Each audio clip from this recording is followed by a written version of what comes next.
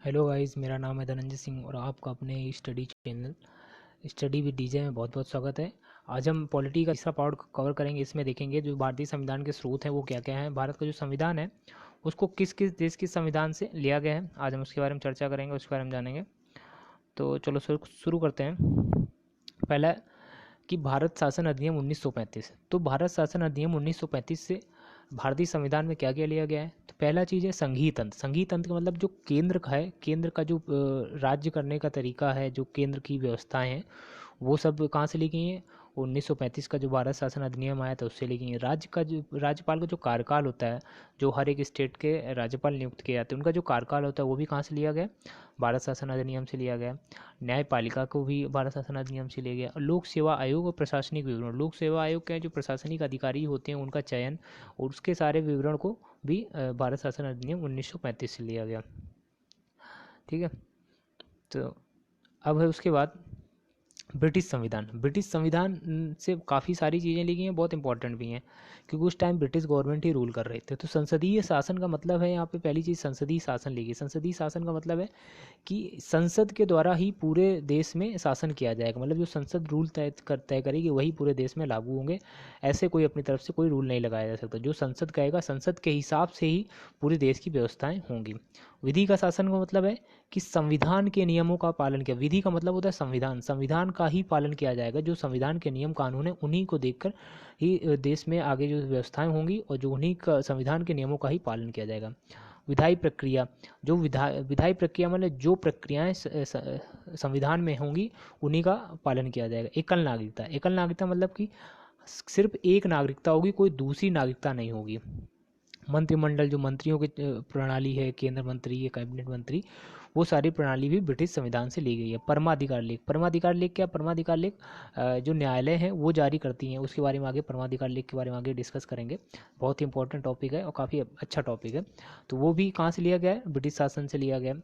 संसदीय विशेषाधिकार, जो संसद के पास जो अलग से अधिकार हैं वो भी कहाँ से लिए गए हैं, ब्रिटिश शासन से लिए गए हैं।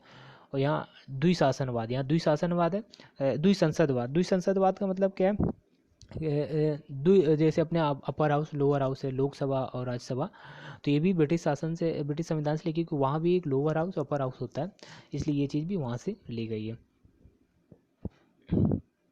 ठीक है। अगला अमेरिका का संविधान। यहाँ से भी बहुत इंपॉर्टेंट क्वेश्चन आते हैं। अमेरिका के संविधान से बहुत भी अच्छी अच्छी चीज़ें ली गई, जैसे मौलिक अधिकार, बहुत ही फंडामेंटल संविधान की मेन चीज़ है। ये बहुत इंपॉर्टेंट चीज़ है संविधान, इसके बारे में आगे पढ़ेंगे। तो मौलिक अधिकार को कहाँ से लिया गया, अमेरिका के संविधान से। न्यायपालिका की स्वतंत्रता, न्यायपालिका की स्वतंत्रता को भी अमेरिका से लिया गया है।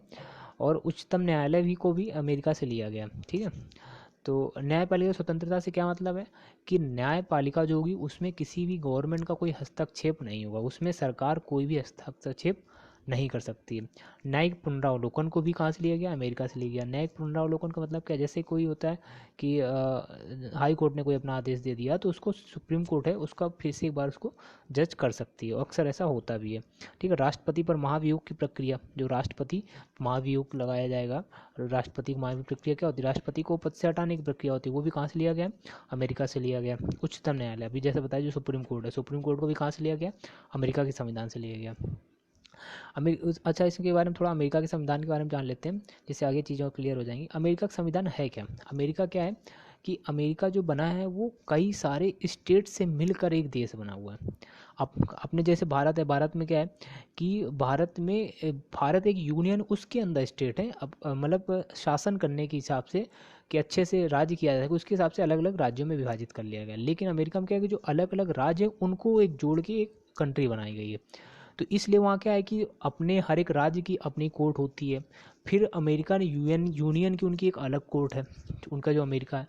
तो इसी प्रकार से वही जो न्याय प्रक्रिया है, वही न्याय प्रक्रिया इंडिया में भी है कि राज्य की अपनी अलग कोर्ट होती है और ऊपर से केंद्र की अपनी अलग कोर्ट होती है, जो उच्चतम न्यायालय होते हैं, जो सबसे उच्च न्यायालय होता है। वही चीज़ को फॉलो किया गया है अमेरिका से लेकर। और अमेरिका में दो जैसे अपना एकल नागरिकता, द्वि नागरिकता, वहाँ नागरिकों में दो आइडेंटिटी होती है कि एक अपने स्टेट की होती है जिस स्टेट से होते हैं, और दूसरी एक यूएसए की होती है। तभी उसको बोलते हैं यूनाइटेड स्टेट ऑफ अमेरिका, मतलब कई सारे स्टेट्स का यूनाइट किया गया वहाँ पर। ठीक है। अगला है कनाडा का संविधान। कनाडा के संविधान से क्या क्या लिया गया?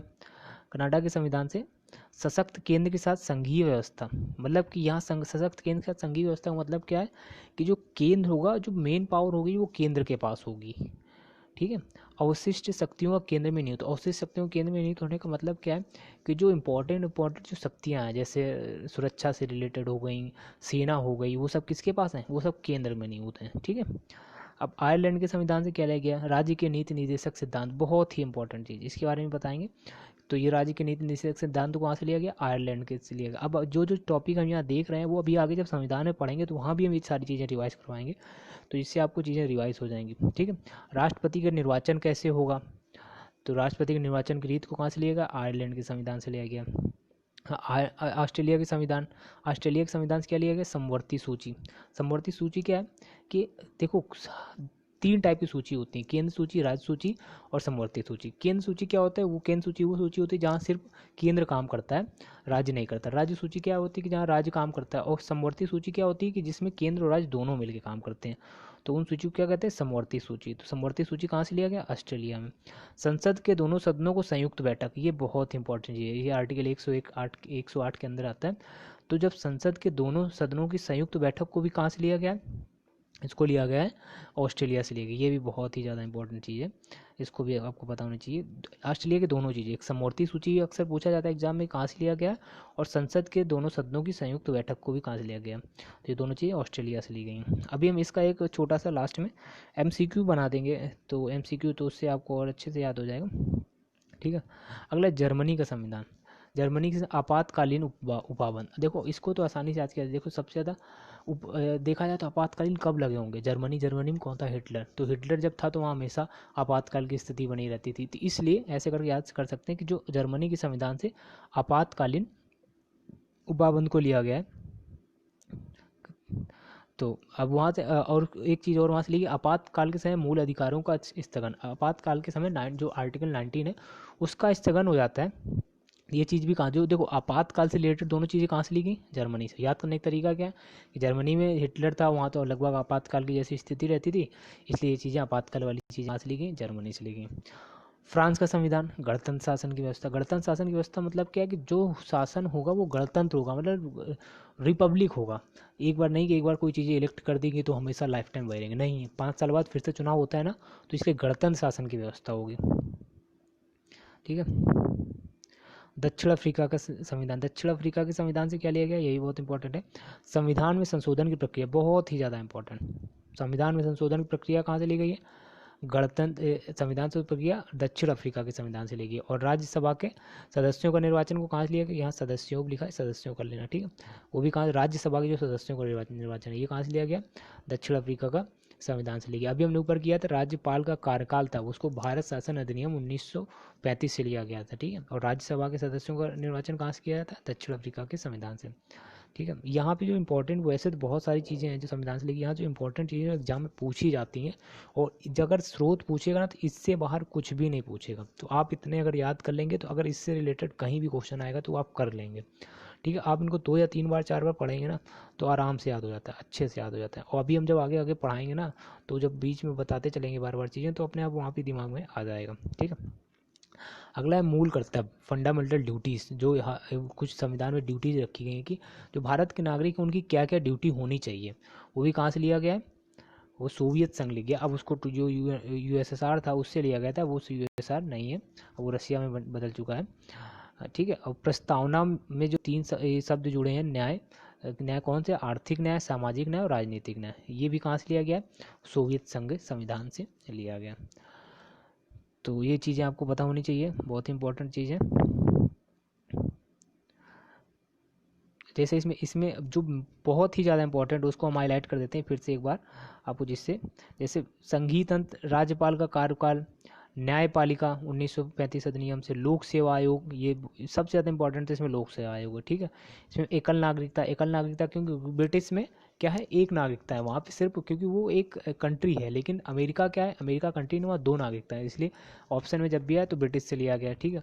और याद करने का तरीका ऐसे भी आप कर सकते हो कि आपने यहाँ ब्रिटिश शासन ने रूल किया था तो ब्रिटिश को देखते हुए, ये याद करने का सिर्फ तरीका है, इसलिए हमारे एक नागरिकता होती है, ठीक है। देखो मंत्रिमंडल यहाँ पे ब्रिटिश शासन ने राज्य किया था, इसलिए मंत्रिमंडल को भी वहीं से कॉपी कर लिया गया। परम अधिकार लेख, क्या परम अधिकार लेख के बारे में, ये बहुत इंपॉर्टेंट, जो इंपॉर्टेंट चीज़ है उनको मैं फिर से एक बार रिवाइज कर अंडरलाइन कर रहे हैं। परम अधिकार लेख, क्या परम अधिकार लेख को कहाँ से लिया गया, ब्रिटिश शासन से, संविधान से लिया गया। परम अधिकार लेख न्यायालयों के लिए होता है, ठीक है। तो ऐसे करके एक बार आप अच्छे से एक बार रिवीजन करेंगे तो सारी चीज़ें आ जाएंगी, ठीक है। अब आगे चलते हैं कि प्रस्तावना, प्रस्तावना क्या, प्रस्तावना बहुत इंपॉर्टेंट चीज़ है। प्रस्तावना क्या होता है क्या प्रस्तावना? तो प्रस्तावना कब बना था, हमने अभी बताया था कि पंडित जवाहरलाल नेहरू ने एक उद्देश्य प्रस्ताव पारित किया था, वही उसी से प्रस्तावना बना है, ठीक है। तो प्रस्तावना को जब पारित हो गया तो प्रस्तावना को कहाँ से लिया गया, प्रस्तावना को अमेरिका से लिया गया, ठीक है। प्रस्तावना को अमेरिका से लिया गया, और प्रस्तावना की जो भाषा है, प्रस्तावना की भाषा है, उसको ऑस्ट्रेलिया से लिया गया। दोनों में कंफ्यूज मत होना, जो लैंग्वेज है प्रियम्बल की, वो कहाँ से ली गई है, ऑस्ट्रेलिया से, और जो प्रस्तावना है उसको अमेरिका से लिया गया, ठीक है। इसको संविधान की आत्मा कहा जाता है, बहुत ही ज़्यादा इंपॉर्टेंट, बहुत ही ज़्यादा इंपॉर्टेंट, संविधान की आत्मा। कितना जाने कितने बार क्वेश्चन पूछा जा चुका है, अभी भी पूछता है। सोल ऑफ द कॉन्स्टिट्यूशन, क्या बोलते हैं इसको, सोल ऑफ द कॉन्स्टिट्यूशन। किसको बोलते हैं, प्रियम्बल को बोलते हैं, प्रस्तावना को। प्रस्तावना से संबंधित एक केस है केशवानंद भारती, 1973 में हुआ था। 1973 में केशवानंद भारती बनाम केरल सरकार था, और ये केस में 68 दिनों तक लगभग सुनवाई हुई थी 13 जजों की बेंच में, सुप्रीम कोर्ट में। तब जाके, क्यों ये केस क्या था, इसमें केस में ये था कि क्या प्रियम्बल प्रस्तावना को संशोधित किया जा सकता है, तो इसी बात पे बहस हुई थी। फिर बाद में 1976 में 42वां संसद संविधान संशोधन हुआ था, उसमें था कि हाँ किया जा सकता है प्रस्तावना में संशोधन, लेकिन उसमें क्या है कि संविधान के मूल ढांचे में कोई परिवर्तन नहीं आना चाहिए। इस बात को ध्यान में रखकर ही संशोधन किया जाता है, किया जा सकता है। तो सिर्फ एक बार संशोधन किया गया है, 42वां संशोधन था वो 1976 में। उसमें 3 नए शब्द जोड़े गए थे, समाजवादी, पंथ निरपेक्ष व अखंडता।